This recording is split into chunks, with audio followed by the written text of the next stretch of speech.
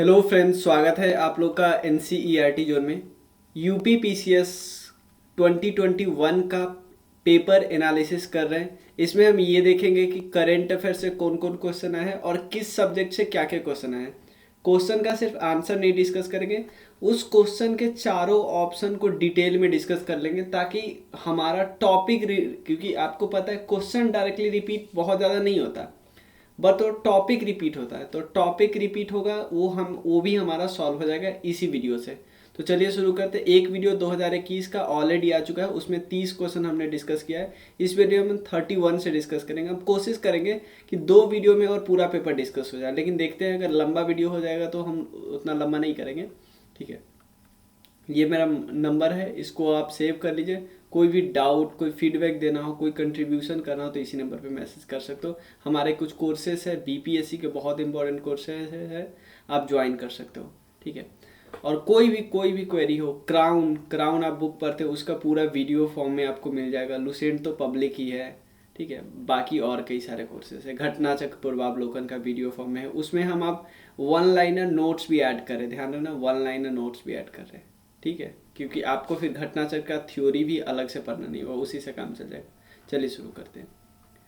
30 तक हम already discuss कर चुके हैं। अब आते हैं 31 नंबर क्वेश्चन। ठीक है, क्या क्वेश्चन? पहला क्वेश्चन है riboflavin deficiency causes हुच of the following disease. अब क्वेश्चन है राइबोफ्लाविन है क्या? राइबोफ्लाविन वर्ड हमें पता है ना। राइबोफ्लाविन किसको बोलते हैं?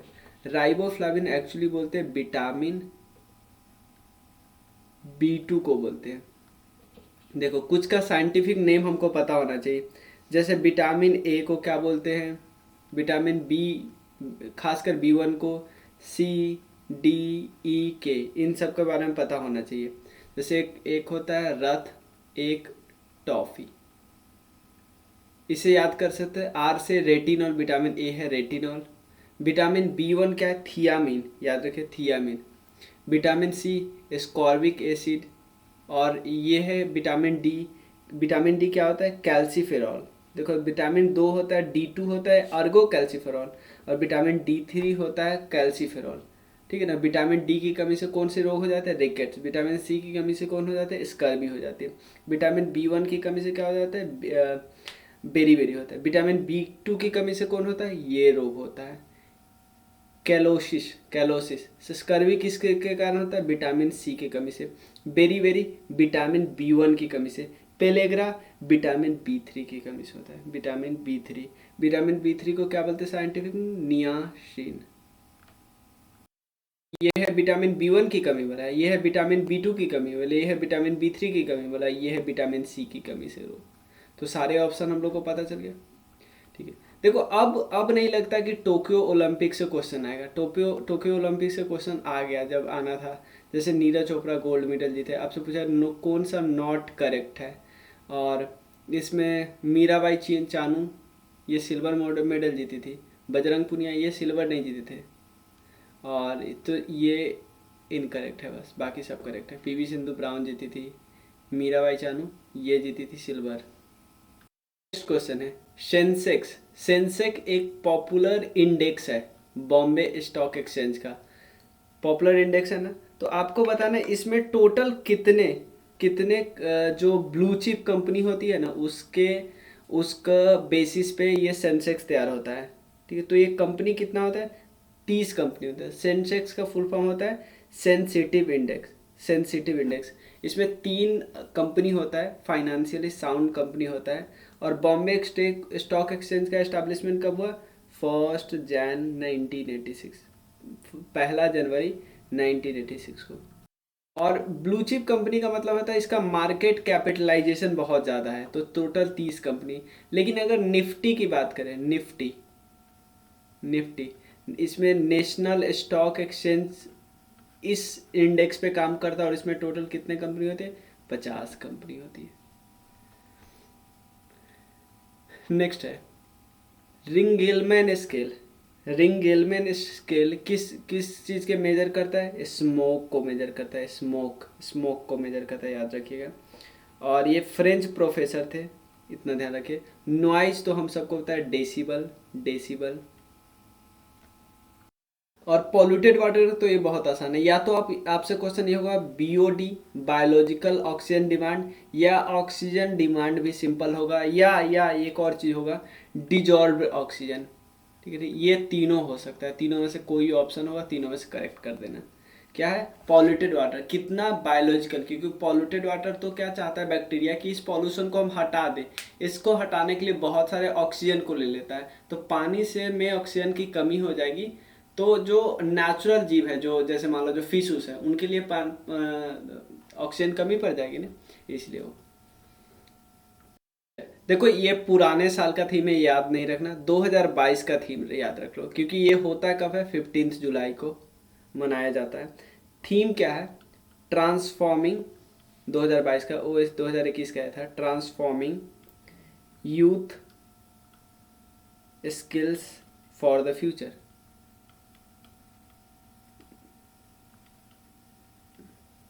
ठीक है, नेक्स्ट क्वेश्चन करते हैं। Which one of the following causes is responsible for the rainfall during winter in north western part? North western part है ना, यहाँ पे विंटर किस महीने में होती है, एक तो विंटर महीने में होती है। किस फसल के लिए बहुत ज़्यादा सही होता है, रबी फसल के लिए ज़्यादा होता है।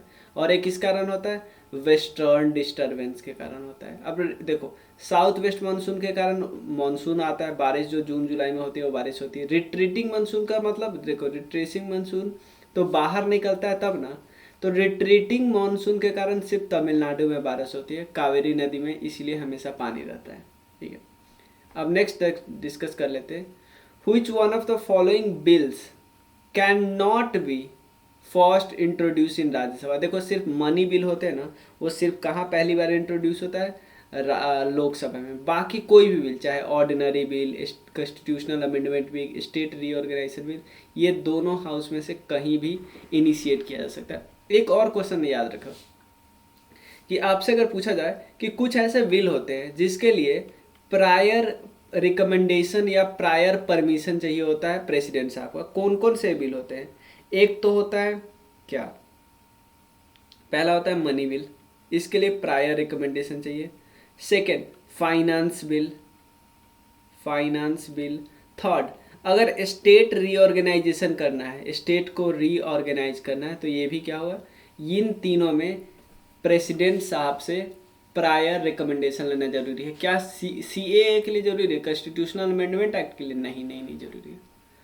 नेक्स्ट क्या है, बॉटुलिज्म क्या है, बॉटुलिज्म है food borne intoxication, food borne intoxication. ठीक है ना। अब एक देखो होता क्या है कि पहले एक बैक्टीरिया फूड को खराब कर देगा, फिर वो फूड हम खाएंगे तो हमको खराबी करेगा। लेकिन इसमें क्या होता है, इन्फेक्शन वर्ड में क्या होता है कि जो बैक्टीरिया है डायरेक्टली हमको इम्पैक्ट किया, इसमें बैक्टीरिया डायरेक्टली हमको थोड़ी इम्पैक्ट किया, बैक्टीरिया ने फूड खराब किया, फूड हम खाएंगे तो हमको खराबी करेगा। ठीक है ना। और अगर अब ये फूड में आग कब जाता है, एक कारण है कि अगर फूड को पूरी तरह प्रोसेस नहीं किया, कच्चा फूड रहा, तो किस बैक्टीरिया का कारण होता है, क्लोस्ट्रीडियम बोटुलिनम बैक्टीरिया। ठीक है। सारस आजीविका मेला देखो इस बार का 2023 वाला याद रखो, नोएडा में हो रहा है, 2023 वाला नोएडा में हो रहा है, पुराना नहीं याद रखना है हमको।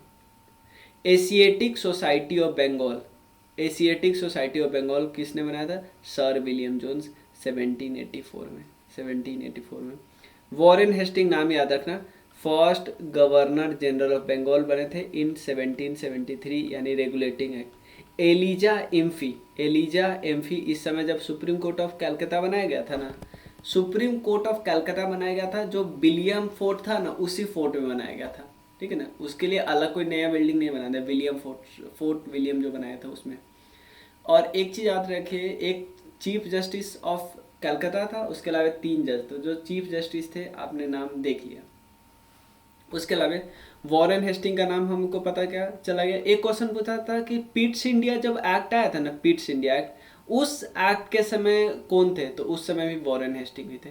विलियम बेंटिक याद रखना क्या, एक तो सती सिस्टम, उसके अलावा ठगी, ठगी सिस्टम किसके साथ मिलके, एक स्लीमैन थे, उसके साथ मिलके, स्लीमैन के साथ मिलके ठगी को एलिमिनेट किया है। ये 1729 वाले टाइमलाइन में थे, क्योंकि 1729 में सती सिस्टम हटा। शुरुआती में कहाँ से हटा, सिर्फ बंगाल के लिए कानून बने थे।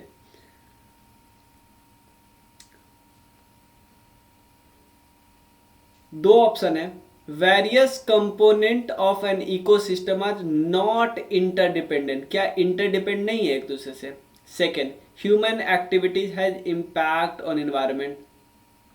तो क्या इकोसिस्टम के कंपोनेंट होते हैं वो क्या इंटरडिपेंड नहीं है, एक दूसरे पे डिपेंड नहीं करते? भाई ये तो बिल्कुल गलत लिखा है भाई, प्रॉपर इंटरडिपेंडेंट होते, एक दूसरे पे डिपेंड करते हैं। Human activities have the impact on, human activities का इम्पैक्ट पड़ता है भाई, हम लोगों ने ग्लोबल वार्मिंग करवा दी, तो डी करेक्ट है। अब नेक्स्ट क्या है, ये कुछ केसेस है। सबसे पहले गोलकनाथ केस 1967, केशवानंद भारती केस ये 1973, ये मेरे हिसाब से 1971 में हुआ था, और 42nd ये 1976 में हुआ था।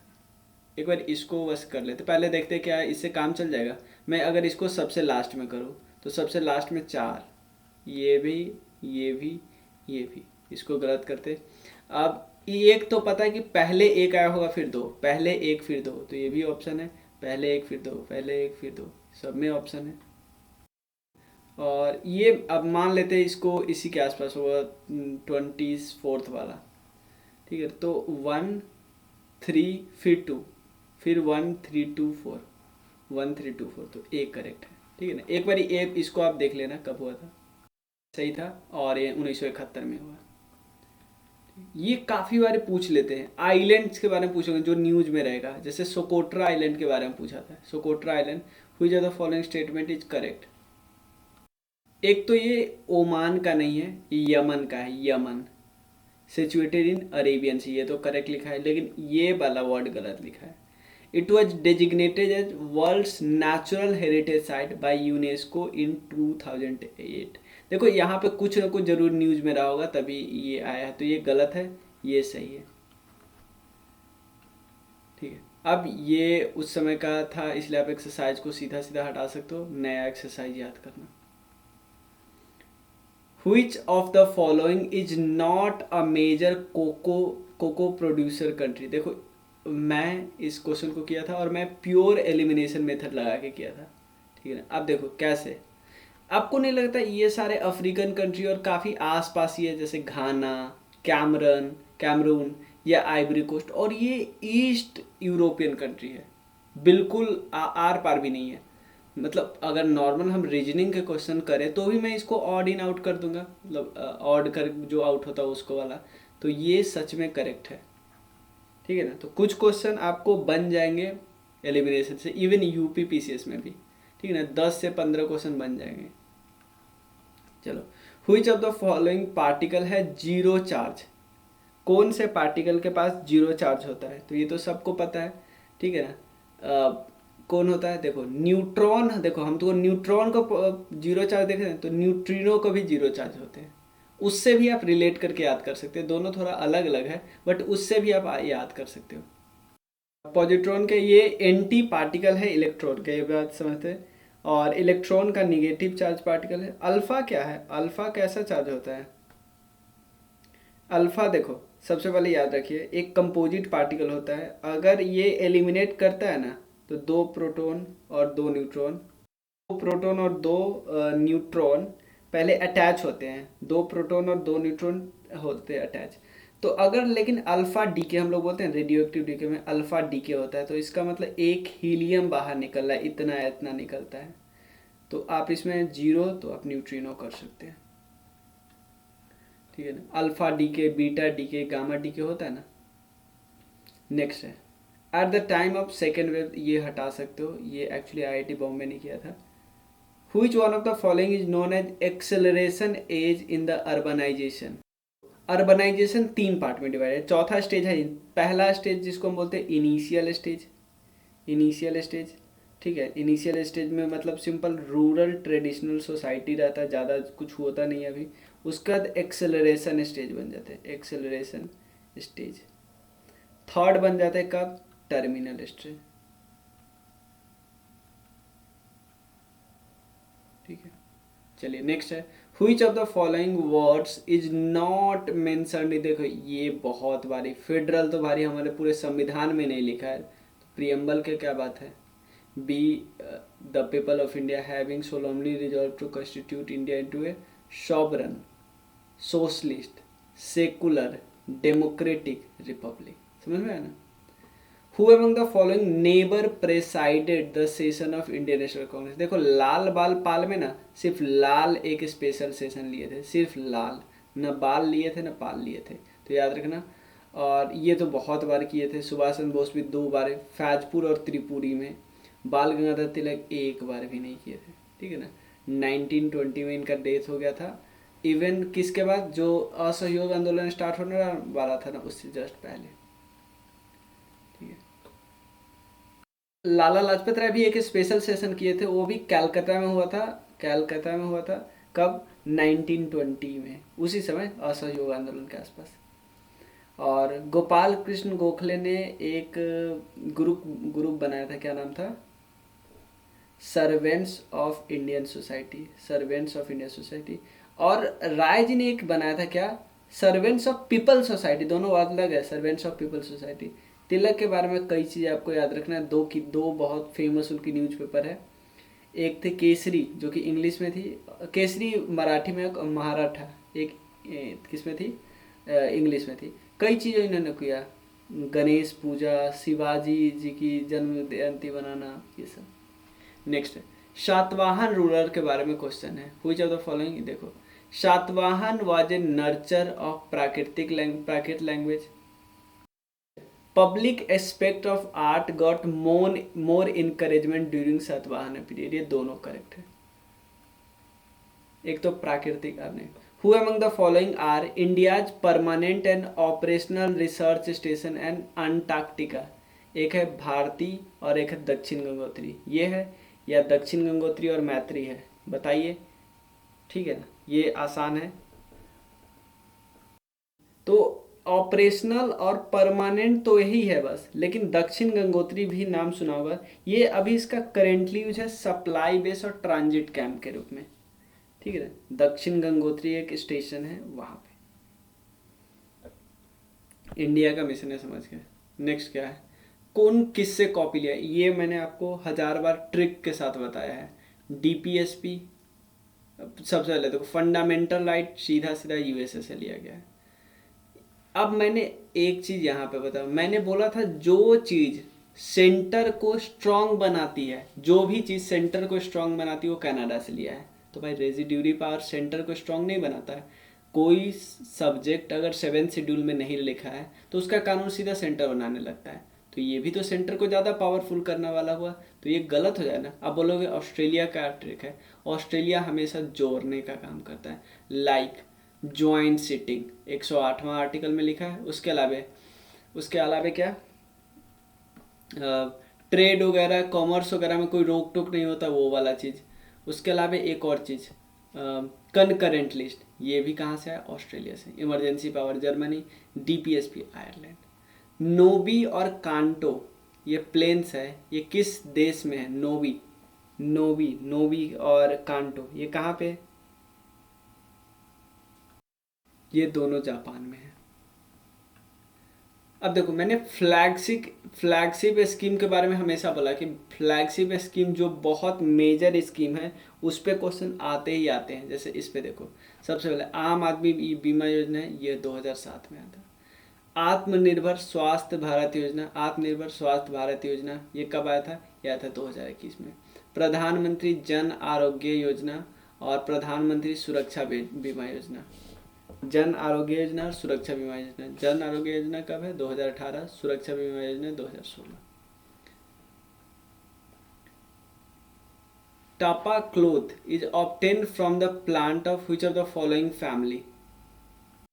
तो ये सबसे पहले ये मलबरी ट्री से निकलता है और ये मोरासिया वाली जो फैमिली होता है उससे होता है, ठीक है। तो ऐसे क्वेश्चन आपको याद है तो ठीक है, नहीं याद है छोड़ दो। अब देखो यहाँ पे क्या है, SDG India index and dashboard जो कि पब्लिश हुआ था 2020-21 में। और ये पब्लिश किया, ये पहले तो आप ये याद रखिए, आप पुराना रिपोर्ट आप छोड़ भी सकते, Which one of the following state was not among the 5 state in their performance regarding the SDG in the country? ये गुजरात की बात करें, बस इतना याद रखिए। अगला क्वेश्चन है, ये बिल्कुल याद नहीं रखना है। Which of the following institution या ऑफिस जो कि प्रोड्यूस करती है वर्ल्ड होलसेल प्राइस इंडेक्स, ये इन्फ्लेशन के लिए होता है, इन्फ्लेशन। होलसेल प्राइस इंडेक्स कौन निकालती है? ये निकालती है ministry of commerce and industry. आते तो इसी बैंक से, लेकिन दोनों का आप देखो, ऑफिस चाहे होलसेल प्राइस इंडेक्स, एक होते हैं कस्टमर प्राइस इंडेक्स, दोनों का ऑफिस देख लेते हैं। मिनिस्ट्री तो एक ऑफिस है, ऑफिस ऑफ इकोनॉमिक एडवाइजर, और इसका ऑफिस है central statistic office, central statistics office. अब नेक्स्ट क्वेश्चन क्या है? Primary duty of finance commission article 280 में आता है, पहले तो याद रखिए। To give recommendation on the distribution of tax revenue between union and state, ठीक है, ये भी करता है। To prepare the union annual budget, भाई नहीं तो फिर रेवेन्यू मिनिस्ट्री ऑफ फाइनेंस का एक डिपार्टमेंट है, डिपार्टमेंट ऑफ इकोनॉमिक अफेयर्स, वो क्या करेगा? To advise the president on financial matter, to allocate fund to various ministry department of the union and state government. ये एक करेक्ट है। अब देखो, ये याद नहीं रखना है, इस बारी का थीम मैं ऑलरेडी करा चुका हूँ, ठीक। तो देख लो, थीम दो थीम का पूछ दिया ना। अब अगला, Teesta river was earlier A tributary of Ganga, now it is a tributary of Brahmaputra. क्या है? पहले ट्रिब्यूटरी गंगा का था, अब ब्रह्मपुत्र का है। River capturing is a major feature of, देखो कितना अच्छा से दिया है कि रिवर कैप्चरिंग। भाई रिवर ने, एक रिवर ऐसे जा रहा था, ऐसे पहले ये इससे मिल जाता था, अब रिवर कैप्चर कर लिया, दूसरे के साथ मिल जाता है। तो कितना अच्छा से डिफाइन किया है, ठीक है ना। और फिर उसको बताया कि रिवर कैप्चरिंग मेजर फीचर है हिमालयन रिवर, तो दोनों करेक्ट है और करेक्ट एक्सप्लेन भी कर रहा है। अगला है, Which of the following organization has launched the Great Reset Initiative? Great Reset Initiative for the recovery of global economy during the post-COVID-19 phase. ये क्या है? ग्रेट रीसेट इनिशिएटिव किसने चलाया? ये बताना है आप लोगों को। ये चलाया वर्ल्ड इकोनॉमिक फोरम ने। Which one of the following reflect back more sunlight as compared to other three? कौन ये बता रहा है एल्बेडो इफेक्ट का? एल्बेडो क्या प्रॉपर्टी है कि कोई सनलाइट आया उससे टकरा के जितना ज़्यादा लौट जाएगा, अगर मान लो 90% लौट गया तो इसको बोलेंगे एल्बेडो 90। मतलब 100 आया और उससे से 90 चला गया, तो 90/100 गुने 100। तो जो स्नो होंगे ना, बर्फ पे ज़्यादा, सबसे ज़्यादा मैक्सिमम रिफ्लेक्ट होता है, और कोयला जो ब्लैक कलर का होगा ना, वो एब्जॉर्ब कर लेगा, वो रिफ्लेक्ट नहीं करता है, एब्जॉर्ब कर लेता था मेजॉरिटी। तो आंसर क्या होगा? सी करेक्ट आंसर होगा, तो 65 का सी। अगला आर्टिकल से रिलेटेड है, देखना इसमें जो बिल्कुल याद है वो रखो। 40 पंचायती राज की बात कर रहा है, ये करेक्ट है, लेकिन आपसे नॉट करेक्ट पूछ रहा है। Separation of judiciary and executive 50 है, तभी तो 51 में फ्रेंडली रिलेशन वाला है, ठीक है। उसके अलावा और देखिए, द प्रमोशन ऑफ कोऑपरेटिव, भाई ये तो 43B है, ऐसे ऐसे आपको याद रखना है। और उसके अलावा educational and economic interest of schedule caste and tribe 46 correct option है, यानी सी गलत है। At which place Raja Ranjit Singh set up a अदालत आला ये सेटअप किया गया था, वो जगह का क्या नाम है? जगह का नाम है Lahore. Who among the following was the chairman of First Finance Commission? First Finance Commission, finance commission कैसी बॉडी है? कॉन्स्टिट्यूशनल बॉडी है भाई, आर्टिकल 280 में जिक्र किया गया है। तो पहले चेयरमैन का क्या नाम है? पहले चेयरमैन का नाम था श्री केसी Niyogi. Which of the following scheme in UP was introduced in budget 2021-22? Budget में कौन कौन से स्कीम का जिक्र किया गया है, कौन कौन से स्कीम आया उसकी बात कर रहा है। पहला है आत्मनिर्भर कृषक समन्वित विकास योजना, नहीं पता सिया छोड़ दो ऐसे क्वेश्चन। मुख्यमंत्री सक्षम सुपोषण योजना, मुख्यमंत्री प्रवासी श्रमिक उद्यमिता विकास योजना, युवा उद्यमिता विकास अभियान। तो पहला 1 2 3 करेक्ट है, युवा वाला करेक्ट नहीं है। नेट जीरो की बात करते हैं। With reference to net zero goal for 2050 it means a country will bring down its emission to zero by 2050। क्या क्या bring down its emission, emission को जीरो थोड़ी करना है, मतलब आप जितना एमिट कर रहे हो ना, नेट जीरो का मतलब एमिट अगर 100 कर रहे हो तो 100 एब्जॉर्ब करके रख लो, ऐसा कुछ लगाओ जिससे 100 एब्जॉर्ब हो जाए इन्वायरमेंट में, प्लांट लगा लो या ज़मीन के अंदर आप कार्बन को स्टोर कर लो, कुछ भी कर लो, ठीक है ना। तो ये तो सीधा से गलत है ना। It means the country emission will be compensated by, मैंने वही तो बतला रहा हूँ कि आप प्लांट लगा दो ताकि ऑब्जर्व हो सके, तो 2 करेक्ट है, ठीक है।